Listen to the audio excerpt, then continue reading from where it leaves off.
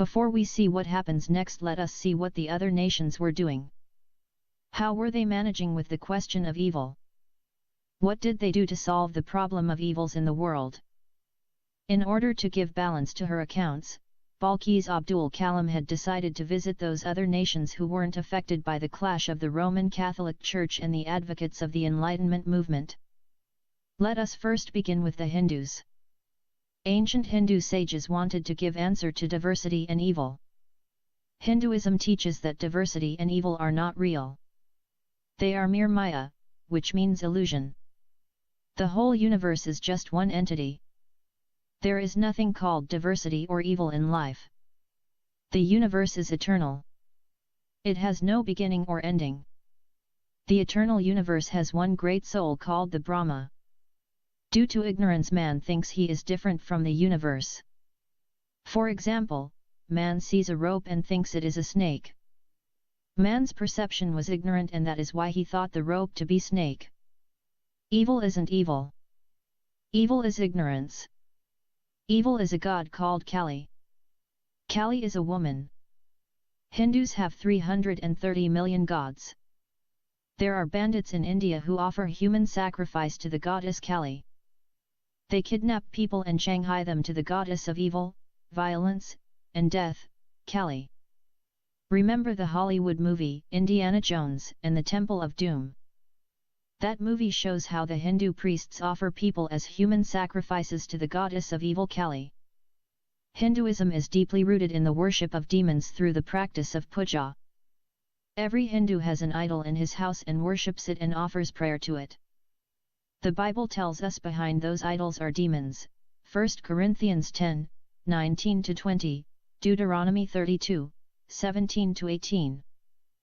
Hinduism has many evil teachings, but the greatest evil is introducing in the Hindu society the abominable caste system, which exalted some castes to the status of gods on earth while degraded other castes to status lower than the animals. Some Hindus were considered outcasts and as such became defiled and untouchables. Other castes don't touch them or even come close to them. The Brahmins believe if they step on the shadows of the outcasts, they will be defiled. The founder of Confucianism rejected idolatry. Confucius believed that the universe was created by God. He taught that the knowledge of that God was lost to man because of idolatry. He saw man was not doing well by his fellow man. He saw much violence, wars, and bloodshed. Seeing as we needed help, he came up with ethical system, which might enable man to live peacefully with his fellow man. He taught the virtues of courtesy, kindness, mercy, filial piety, families, neighbors, and above all loyalty to the king. He also taught forgiveness to those who wronged you. He held to the worship of ancestors. Confucius' ethical religion was much better than the idolatry of the Hindus, Babylonians, Assyrians, Egyptians, Greeks, Romans, etc. Nevertheless, his ethical religion did not hold without the reference to an infinite God. Without the reference to an infinite point, all moral teachings were pointless. Confucius' religion did not gain many followers, and eventually the communist national system of Mao Zedong replaced it. Siddhartha Gautama was a Hindu prince before he became the Buddha and founded Buddhism. He revolted against Hinduism and rejected idol worship and caste system. He said evil isn't an illusion, but is real and comes as a result of sin and wrongdoing. He also said sin comes from man's body, which has evil aspirations. Then, he came up with his four noble truths: life is suffering, there is cause of suffering, there is cessation to suffering, and there is a way that leads to cessation to suffering. He believed that man can get rid of sin and evil through following his eightfold path, Buddha's moral teachings. Gautama the Buddha correctly diagnosed evil, but he did not know how to get rid of it. He believed that through meditation, yoga, and following his ethical teachings, his eightfold path, man can attain to nirvana. The first problem of Buddha, he considered human emotions, feelings, desires, cravings are causes of human suffering. Man has to extinguish those flames of passions so that he could achieve nirvana. Practically, it is impossible to extract those human passions. One needs to be a stone in order to get rid of his passions and cravings. The second problem of Buddha, he continued to believe in the Hindu doctrines of human karma, good and bad deeds, and continuous rebirth of man due to his deeds. To break out or escape from the circle of birth and rebirth, man has to follow the Eightfold Path and meditation. Through meditation man can empty his mind from all thoughts and passions, and then he will not crave or lust anymore. Then he can break the cycle of reincarnation and be reconciled with the universe and becomes nothing, and hence he will never come back to life again. The ultimate goal of Buddhism is to stop one's reincarnation and rest forever in the sweetness of nirvana. Nirvana means nothingness. So, man needs to disappear and vanish forever. The Greek Ionians and Milnians also followed the Buddha ideal. They believed in the existence of diversity. They wanted to find one single unifying force to this diversity of life. They were looking for unity in diversity. What was the one force that uniting all these diverse objects? Thales said he found it in water, Anaximenes said air, and yet Empedocles said earth, air, water, and fire. Heraclitus said he found it in the change and logos. Pythagoras said he found it in mathematics. He believed that behind every physical object there are mathematics and geometry. But, all these conclusions cannot give answer to man, conscience, morality, ethics, sin, soul, etc. After the Ionians came the Greek sophists, the wise men. Sophia means wisdom. The sophists claimed to be the teachers of mankind. They rejected the quest of the Ionians. They believed that no one could know the ultimate meaning of life or find the truth. Their skeptical conclusion will be resurrected again in the 20th century by the philosophers of existentialism and postmodernism. Therefore, the sophists were the first skeptics. It was also at this time that Athens was rising in all its glory. Greece had defeated Persia. The Greeks had established democracy. Pericles built the magnificent Parthenon, a new temple in honor of the goddess Athena at the Acropolis. It was the sculptor Phidias who designed his 40-foot-tall statue of the Greek goddess Athena in the Parthenon, and also his statue of Zeus at Olympia, which was one of the 7 wonders of the ancient world. This period also witnessed the writings of the histories of Herodotus and Thucydides. Alexander the Great would soon rise to power and conquer the entire world and establish the Grecian Empire in the east, which resulted in a new Hellenistic civilization. Alexander the Great saw himself as a kind of prophet whose mission to spread the Greek great achievements in arts, philosophy, politic, architect, etc., to the entire world. The sophists said that there is no truth, but the whole purpose of life is to find a truth relative to you. This sounds exactly like the 20th century existential philosophy: life is meaningless and hence, make your own meaning and exist. For the sophists the truth is to rise in the Athenian society and to be successful. They claimed that if you pay them fees then they would make you a wise man and successful in the society. They were the teachers of moral virtues of wisdom, courage, temperance, and justice. Socrates was the first man to doubt their claim. He contended that moral virtues could not be imparted like knowledge from teacher to his student. The sophists also claimed to be the teachers of the art of rhetoric.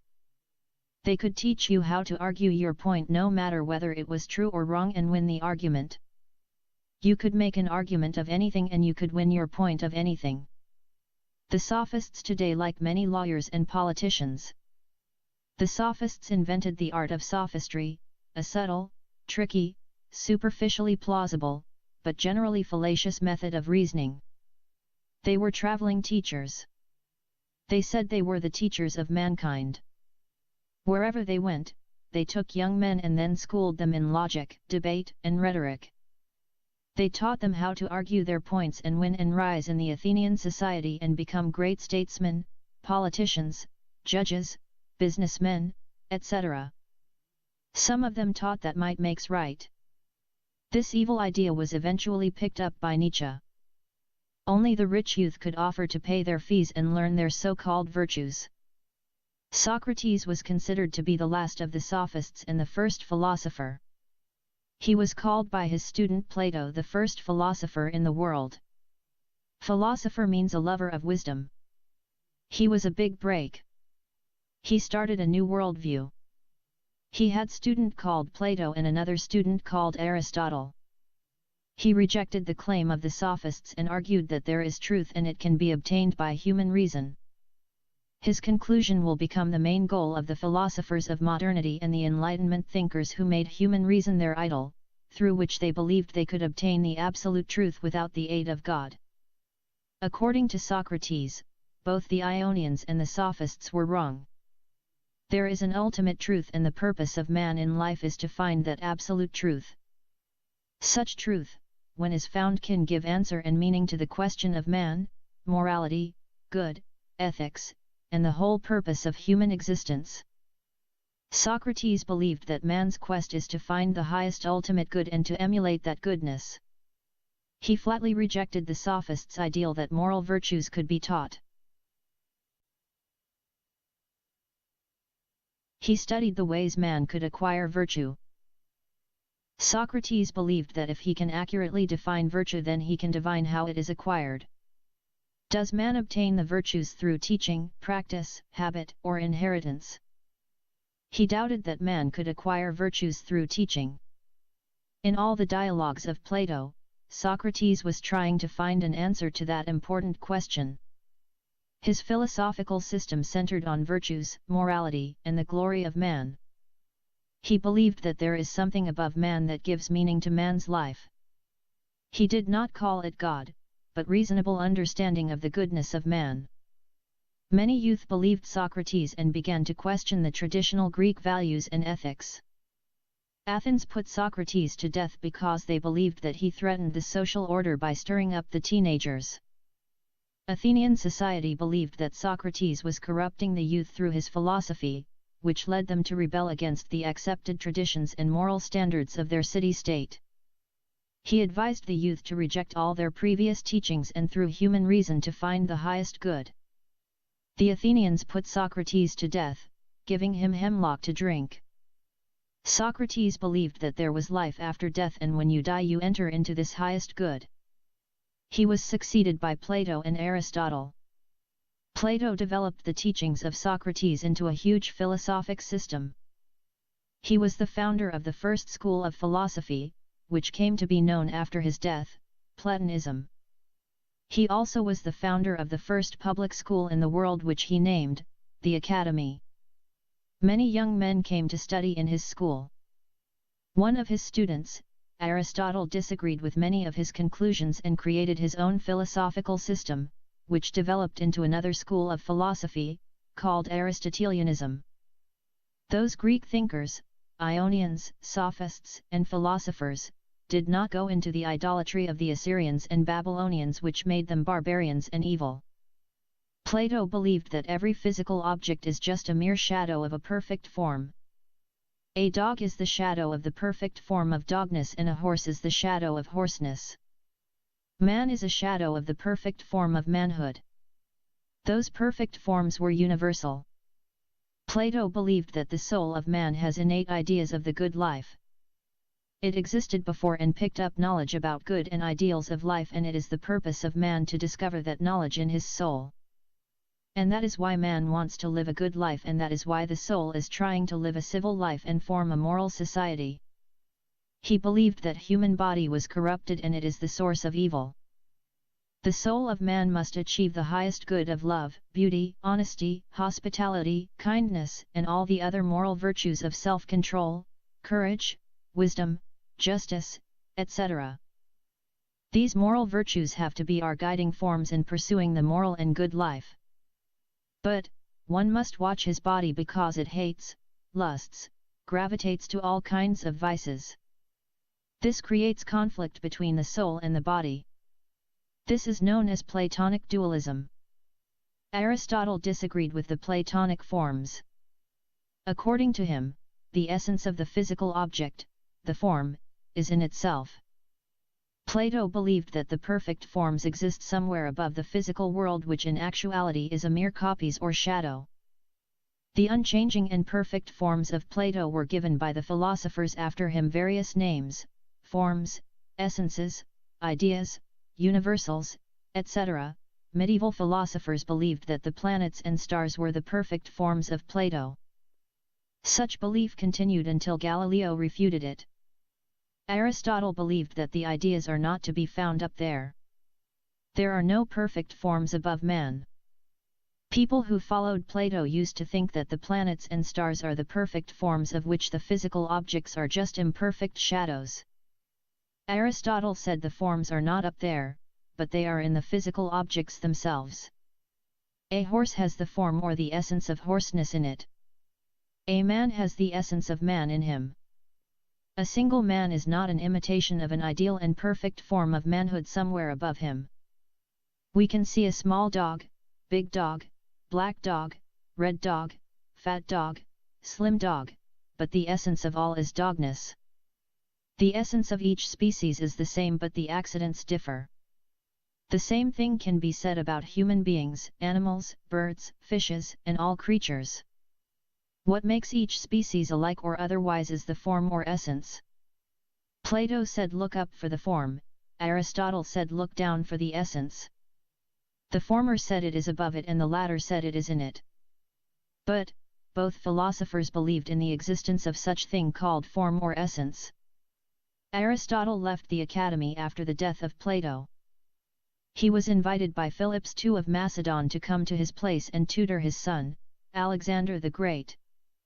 Many Western thinkers believe that Socrates, Plato, and Aristotle through their philosophies had caused the first paradigm shift to occur in the world. Of course, Greek philosophers attempted to understand reality without the reference of the Bible. God created all living beings with their seeds in them. Each creature is created according to its kind. Man is created as a spiritual and moral being because he is created in the image and likeness of God. When God created Adam, he created all humanity with him. He took Eve out of Adam, his rib.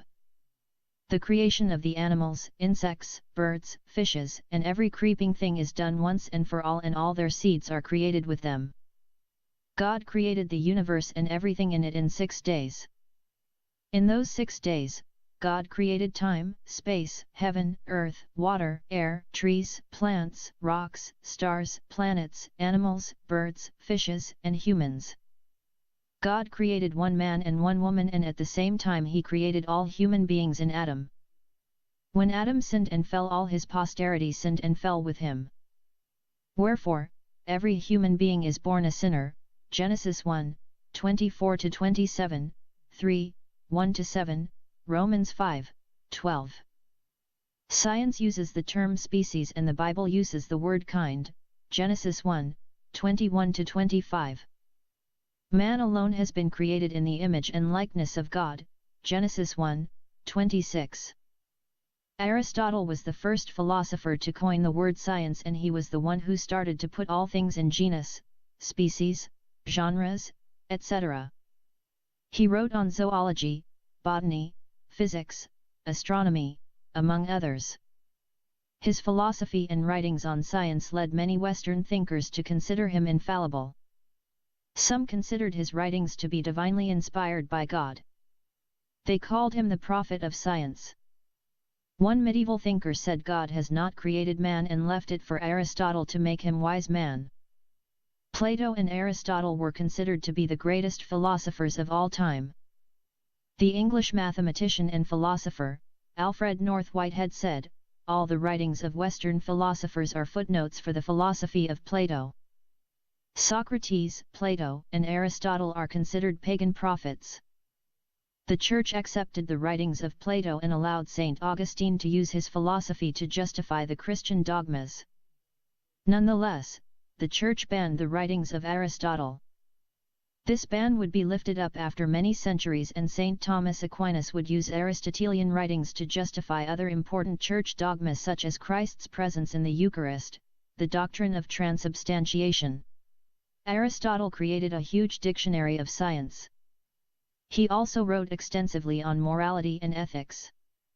His works was used as encyclopedia of science and ethics.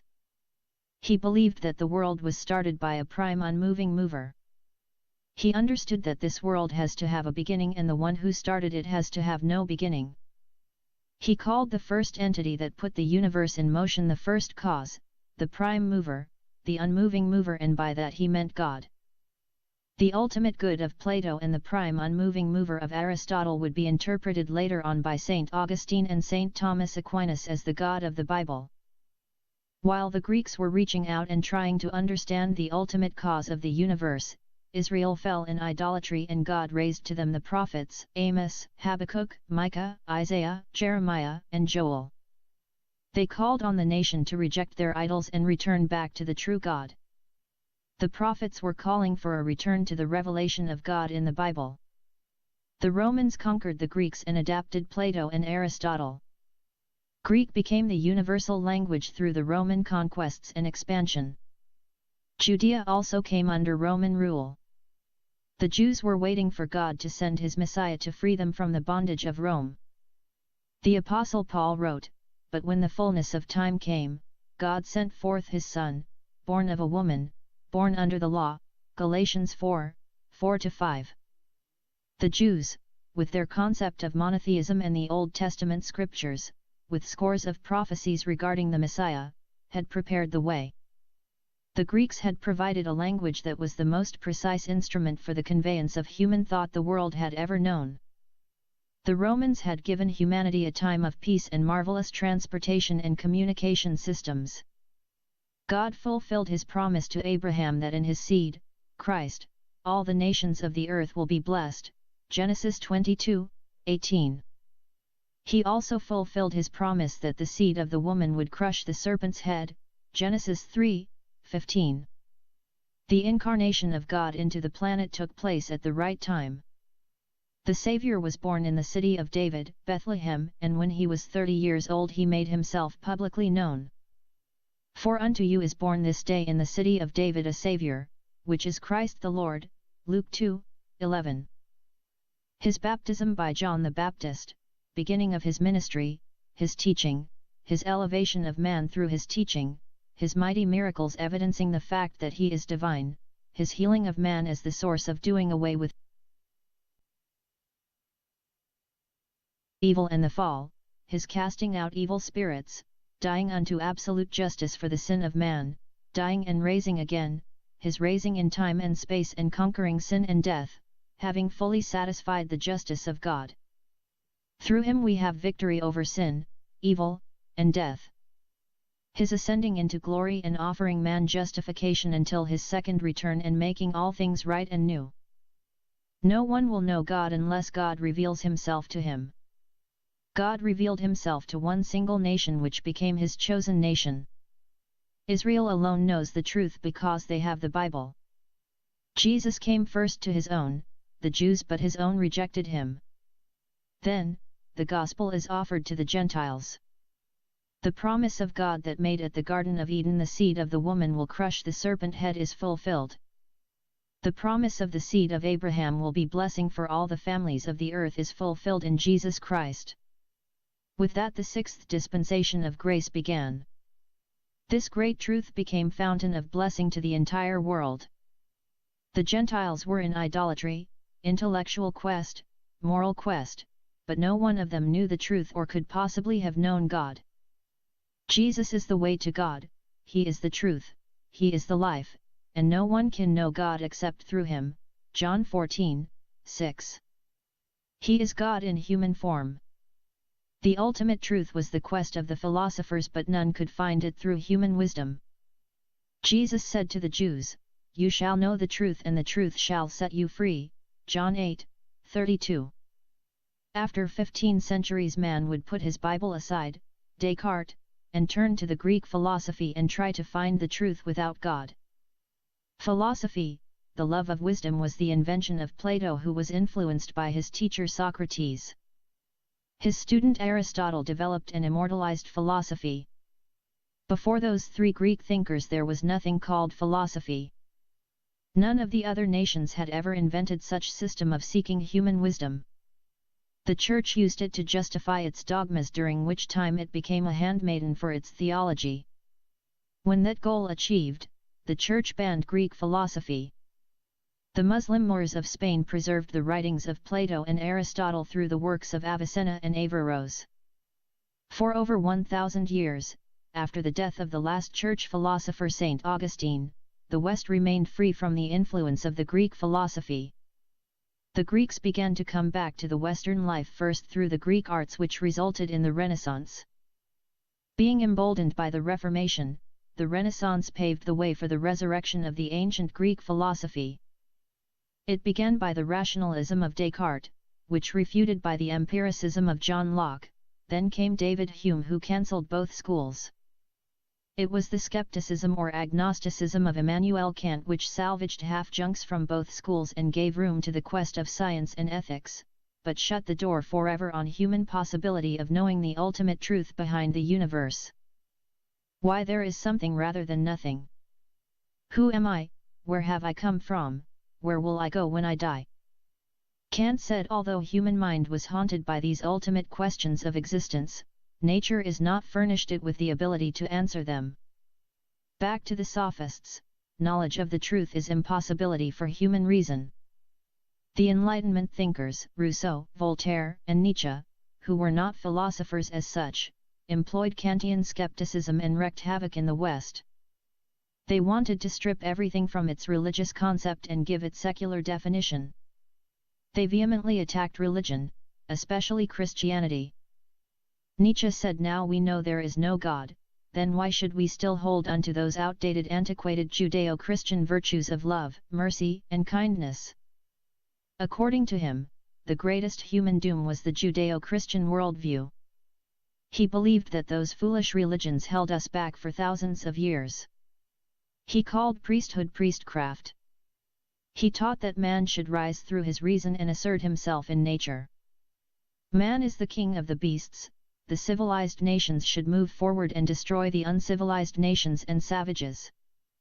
In the previous chapters we traced the road, which Western philosophers, thinkers, and scientists have trodden until everything is secularized and the modern man became lost into the philosophy of existentialism and postmodernism, which made him violent, despaired, and suicidal. Philosophy, phalanxed by the trio of Greeks, did not fare any better. Philosophy turned out to be a series of philosophers cancelling each other out, with each philosopher in turn claiming to have found the truth, with everyone believing until the advent of the very next philosopher who would refute his predecessor, and so on. Philosophy is the snare of the devil which entangles people in his satanic schemes. The Apostle Paul warns us against philosophy, beware lest any man spoil you through philosophy and vain deceit, following the tradition of men according to the rudiments of the world, and not in accordance with Christ. Colossians 2:8. He also said, for the Jews require a sign, and the Greeks seek after wisdom, philosophy.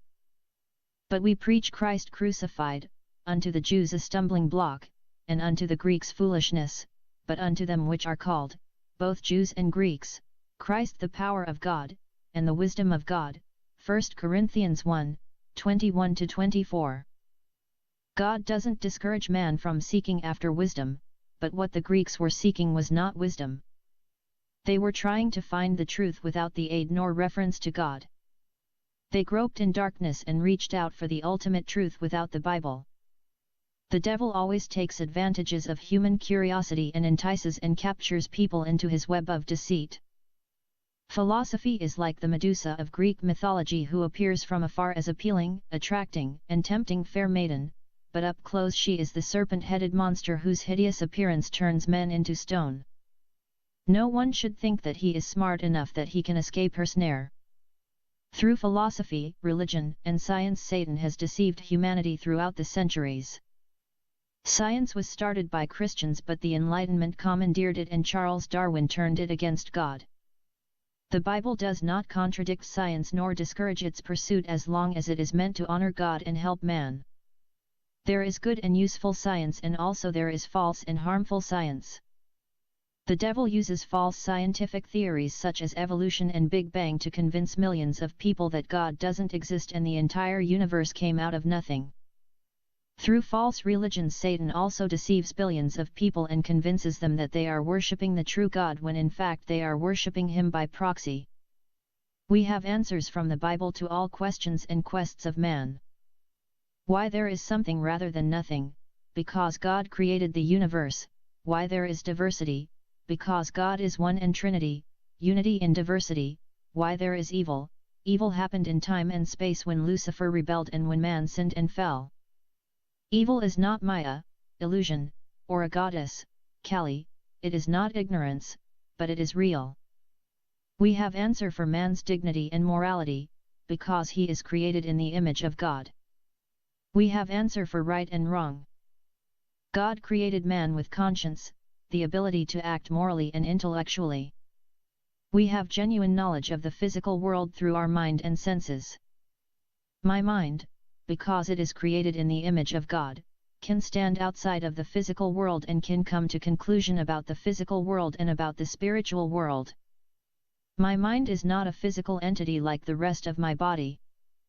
My mind is spiritual being. My true spiritual being can stand out of nature and study it. God is spirit and man is spiritual being. Man consists of spirit, soul, and body. Ethics, the knowledge of good and evil; ontology, the knowledge of existence; and epistemology, the theory of knowledge, how do we know things? Those are the questions that the philosophers struggled to answer them. But for Jews and Christians, in the beginning God created heaven and earth, and then, God created man in his image. Man fell, God promised to redeem man, the seed of the woman will crush the serpent head.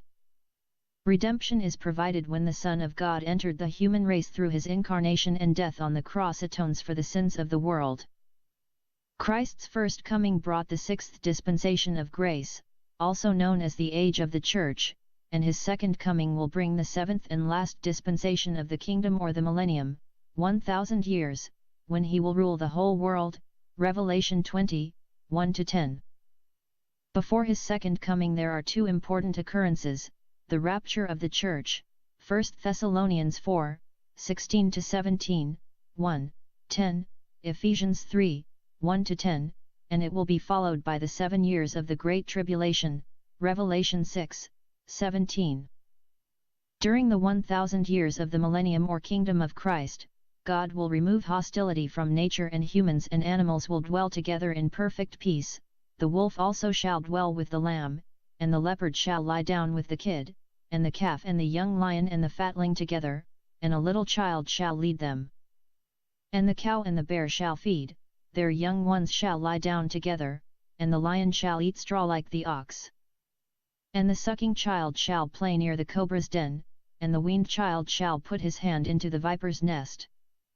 They shall not hurt nor destroy in all my holy mountain, for the earth shall be full of the knowledge of the Lord, as the waters cover the sea. Isaiah 11, 6-9.